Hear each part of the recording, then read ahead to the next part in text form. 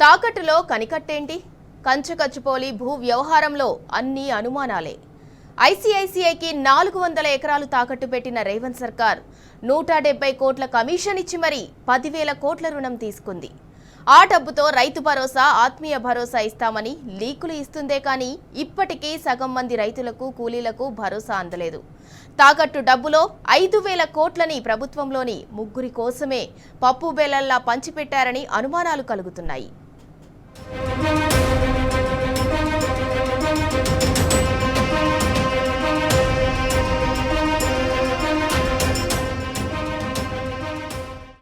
గచ్చిబౌలిలోని 400 ఎకరాలపై ICICI bank నుంచి 10,000 కోట్ల రూపాయల రుణం తీసుకున్న ప్రభుత్వం అదంతా రైతుల కోసమేనని నమ్మబలికింది.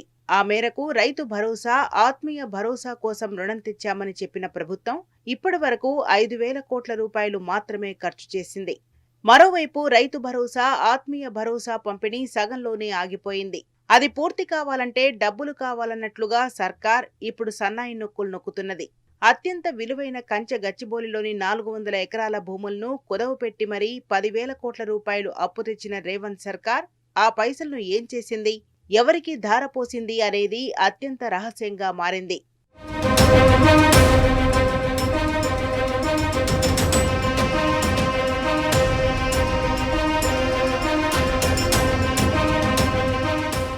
అప్పు తెచ్చిన సొమ్ములో ఇప్పటి వరకు రైతు భరోసా కింద 5,000 కోట్ల రూపాయలు మాత్రమే పంపిణీ చేసింది. దీంతో మిగిలిన 5,000 కోట్ల రూపాయల సొమ్ము ఎవరి జేబుల్లోకి పోయింది అనే అనుమానాలు వ్యక్తమవుతున్నాయి.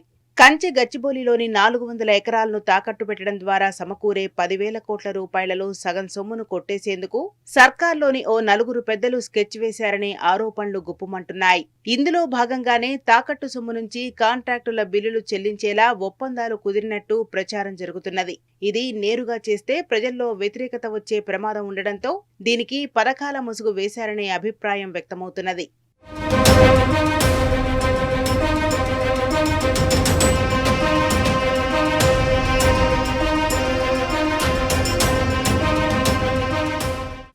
గచ్చిబౌలిలోని 400 ఎకరాల భూములను ప్రభుత్వం గత సంవత్సరం డిసెంబర్లో ఐసీఐసీఐ బ్యాంకుకు తాకట్టు పెట్టింది.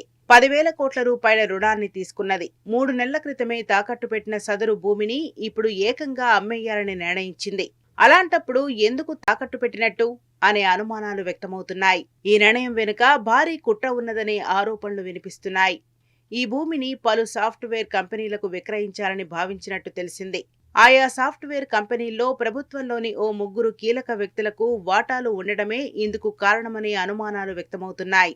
ముందుగానే సదరు కంపెనీలతో మాటామంతి పూర్తి చేసుకుని ఆ భూమిని తక్కువ ధరకు కట్టబెట్టేందుకు నిర్ణయించుకున్నారనే ఆరోపణలున్నాయి.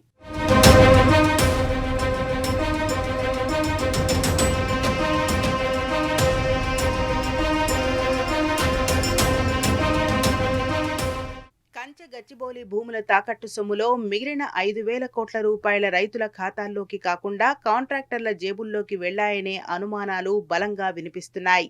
బడా కాంట్రాక్టర్ అయిన ఒక మంత్రి ఇటీవల మంత్రివర్గంలో చోటు దక్కుతున్నదంటూ ప్రచారం జరిగిన ఉమ్మడి నల్గొండ జిల్లాకు చెందిన ఒక ఎమ్మెల్యే, అదే జిల్లాకు చెందిన ఒక ఎంపీకి చెందిన సంస్థలు, బంధువుల సంస్థల కాంట్రాక్టు బిల్లులకు ఈ సొమ్ములు ముట్టజెప్పినట్టు ప్రచారం జరుగుతున్నది.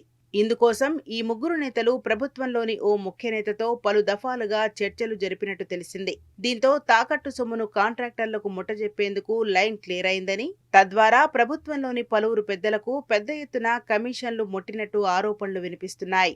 ఈ విధంగా రైతులు, కూలీల పేరు చెప్పి ప్రభుత్వ పెద్దలు తాకట్టు పెట్టిన సొమ్మును తమ వారికి పప్పు బెల్లంలా పంచేశారనే విమర్శలు వినిపిస్తున్నాయి.